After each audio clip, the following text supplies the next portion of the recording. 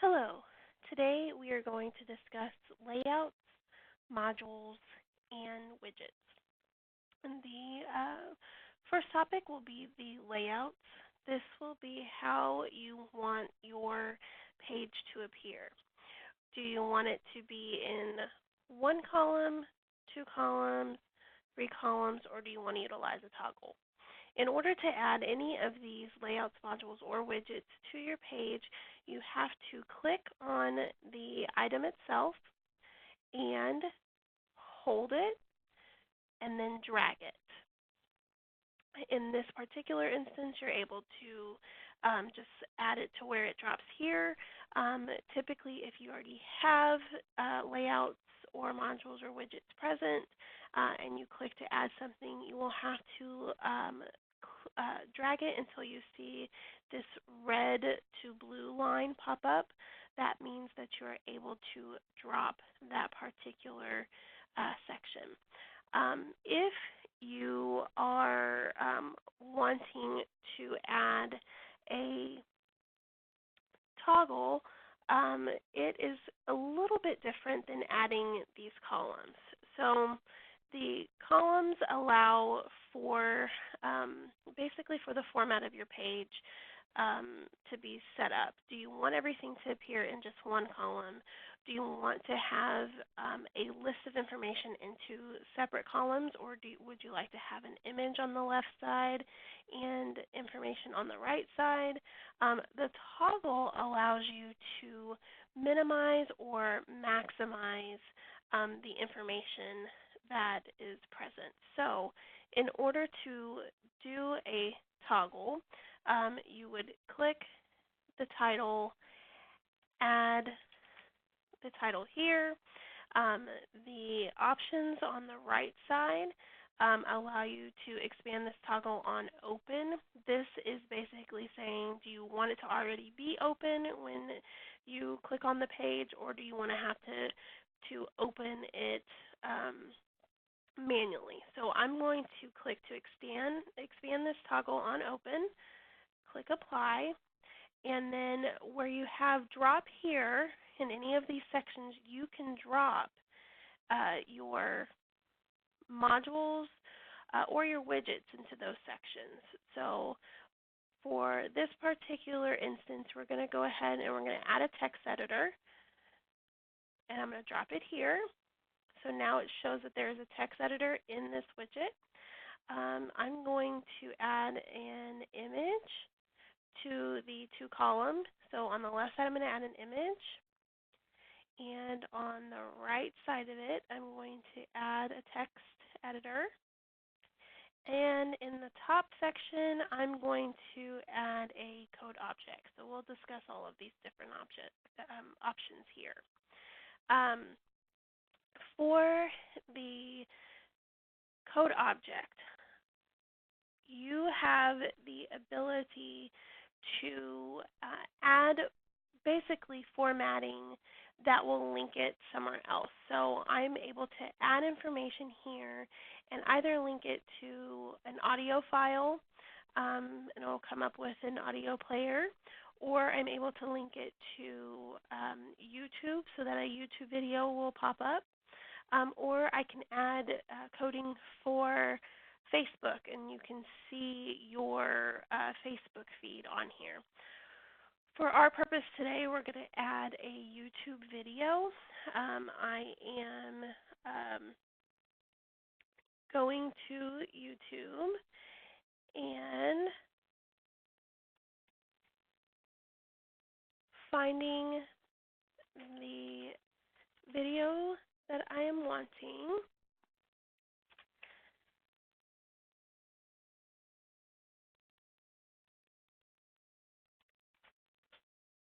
And then sharing the video, which will then allow me to get the embed coding, which I will then insert into the code object.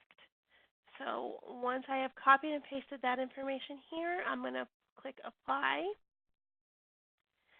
And in order to see if that code object worked, I will go to Preview. And now we can see that there is a YouTube video that is added here. So we're going to go back to Design Mode. And let's add an image. So we're going to, for our purposes, look up the state capital of Texas. And I'm going to find an image of it. I'm going to save that image. It's a JPEG, so I shouldn't have any problems uploading it.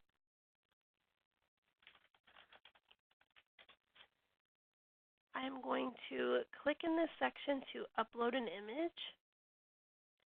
It will then ask me to click to browse or drop files here. So I am able to either click the downloaded file or I can browse my computer to try to locate the picture. I am going to try to drag it and drop it. So I'm clicking on the downloaded file and then I'm dropping the files here. I'm going to click apply.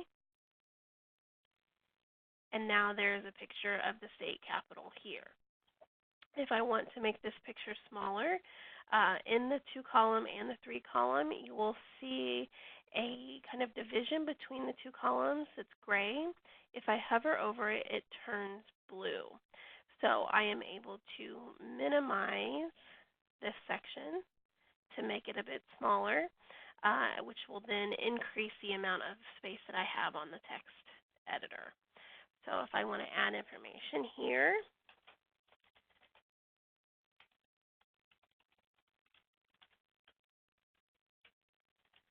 remember I always have to click Save Changes. Let's preview that. And this is how it will now appear. If we go back to the design mode, we can look at the toggle again. I can add information here, go to Save Changes, and if I go back to Preview, scroll down, you will see that this toggle is already open, and you can see the information that we have added. If we hadn't have had it set up to be open upon going on that page, it would basically appear closed, and you would not be able to see the information present here. Let's go back to design mode. The other things that I want you to see, if you click on this top banner on each of these sections, it turns yellow. That allows you to actually be able to move your sections if you would like to do that. Make this a little smaller. So if I click it and drag it below my toggle, it now appears below my toggle. The other thing that I want you to see is if you hover again over this yellow line but go into the left section, you see settings or you see remove. If you do not like this section, you're able to remove it. It'll ask you if you want to move it to the recycle bin, and you are able to. If you don't like this image and you want to upload something else, you can add that file here and it will get replaced. This is your image editor where you can rotate it, change colors, crop it, whatever it is that you want to do. Here you have your settings. Do you want to align it center? Do you want to link that particular picture to a web page or a document? And again, to delete this image. In each of these modules or sections, you should have those options here, settings, remove, that will allow you to be able to move or edit your page as you want it to appear. regards to your modules, this is allowing you to add certain items to your page. If you have a lot of hyperlinks on your page and you want it to appear as a menu, you can click and drag this item, drop it. It comes up with menu. The first thing you can do is go to your menu settings and decide how do you want this menu to appear. Do you want it to be a horizontal menu, a vertical menu, panel bar, drop-down list?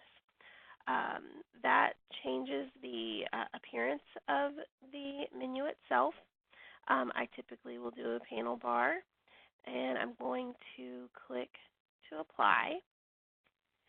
And then I can start adding my sections to the menu. So if I want to edit the menu, I can click on the icon in the left-hand corner, and it comes up with menu items.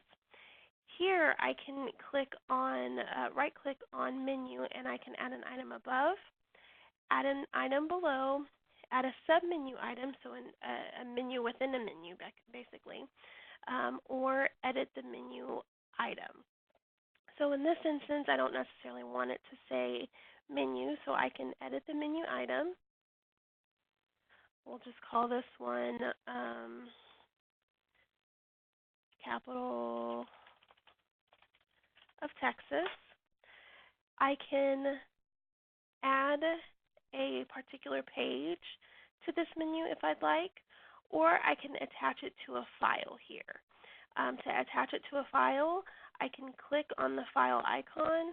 It'll then take me to the file manager, where then I can either go into my documents, select the document that I'd like, click apply, and now I have a link to this menu. The other options that you have, you can also link it to an outside website. So if you have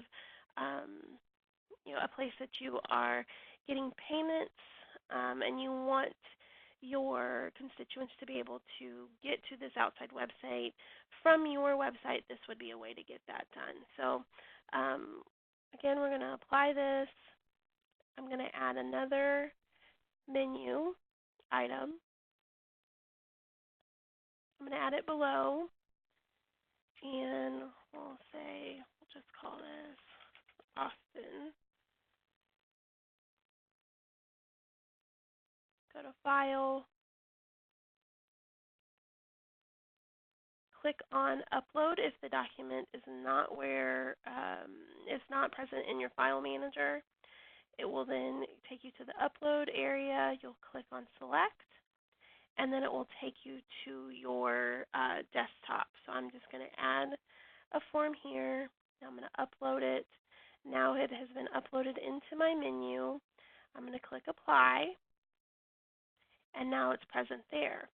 Now if I wanted to add that secondary menu, I would click on that second item, add a submenu item, and add a menu text.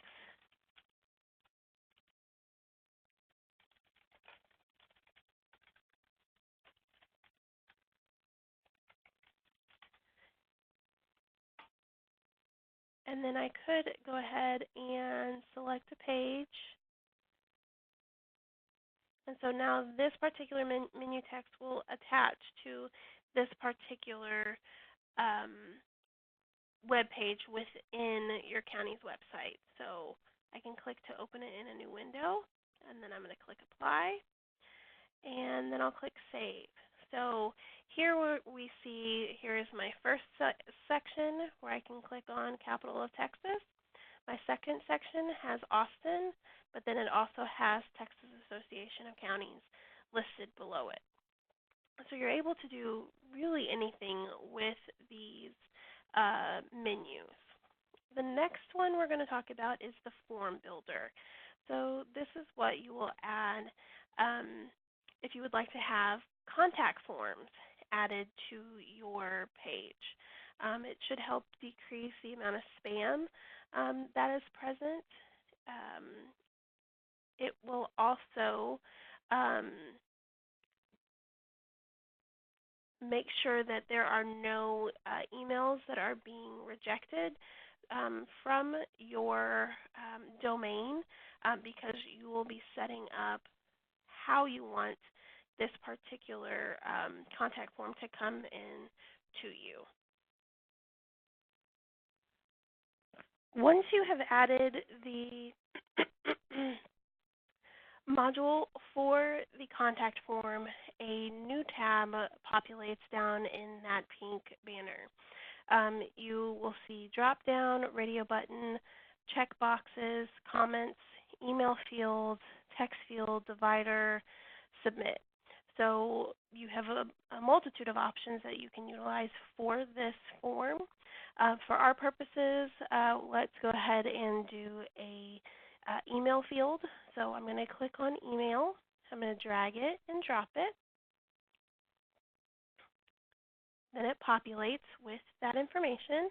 Then let's go ahead and let's add a text field if you want to add any additional notes to that contact form. And then we're going to add a submit button. So here we have a section that has email, a section that has your text, and then your submit button. So in order to get this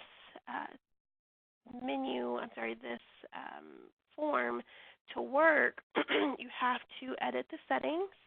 So I'm going to click the settings icon, and then this form property window pops up.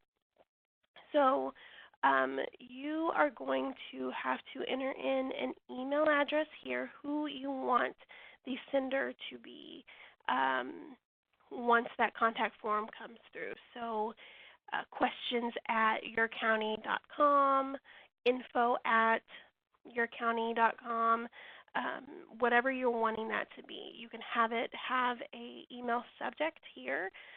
So information request or question or what have you. Every email will come through with that email subject.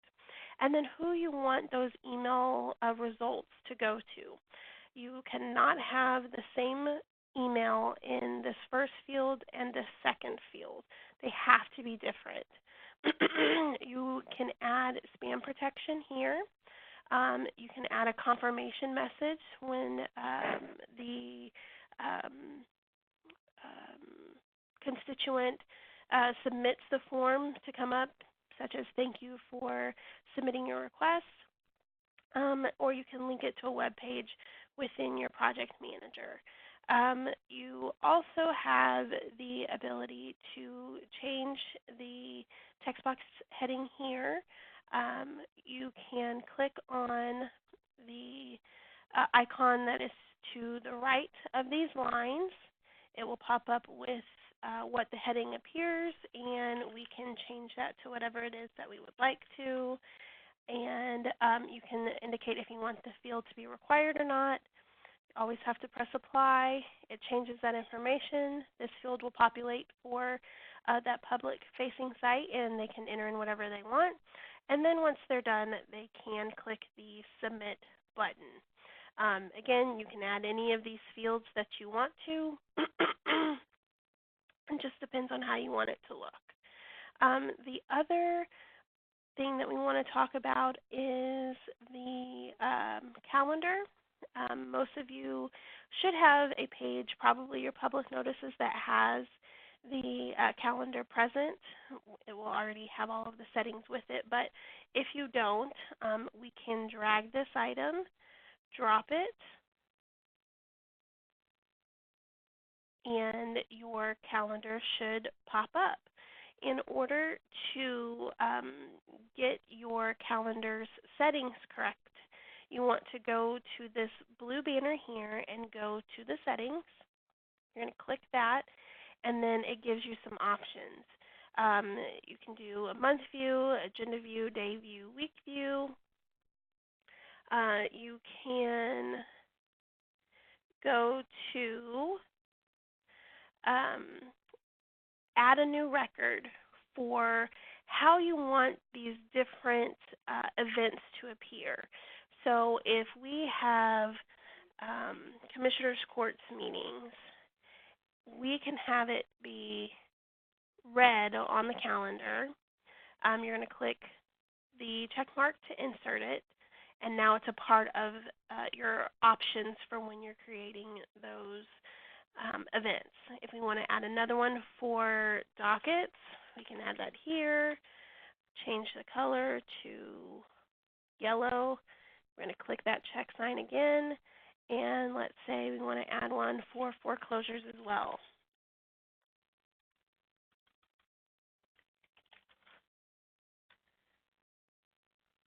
Change that to purple,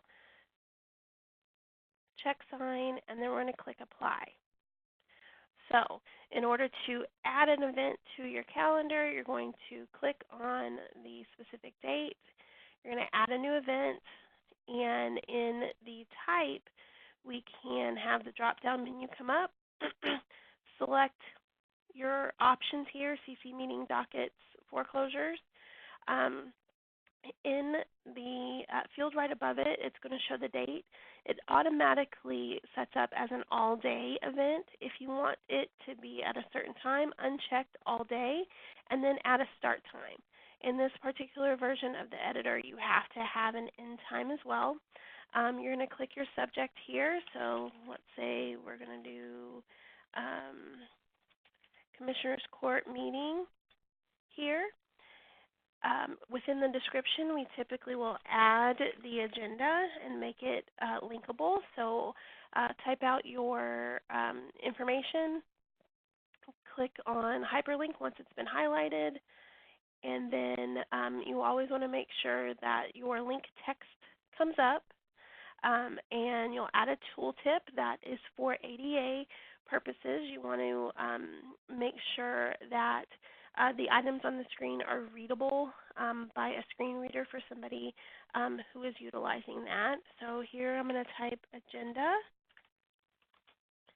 and then I will go to my document manager. So it's the piece of paper with the paperclip, and it will take me to the document manager. I will go to the documents. If there's nothing there, I go and I find the document that I'm looking for. So I'll go to select, click on the document, upload, double click it, press OK. If I want it to recur, if it happens every single 9th of the month or every Tuesday or what have you, I can add it and check mark here to make it recur. And then I'm going to click Save.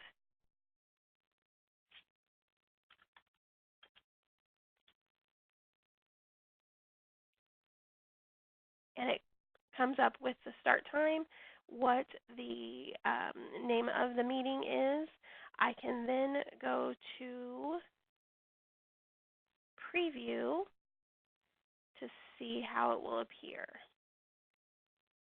And then it is clickable, and then I should be able to see the agenda.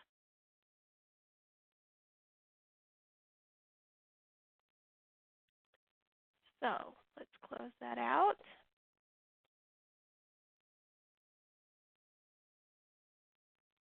Close that out. And that is how you add widgets, modules, and layouts to your page. If you have any questions, please feel free to give us a call at 1-800-456-5974 or send us an email at support@cira.state.tx.us. Thank you.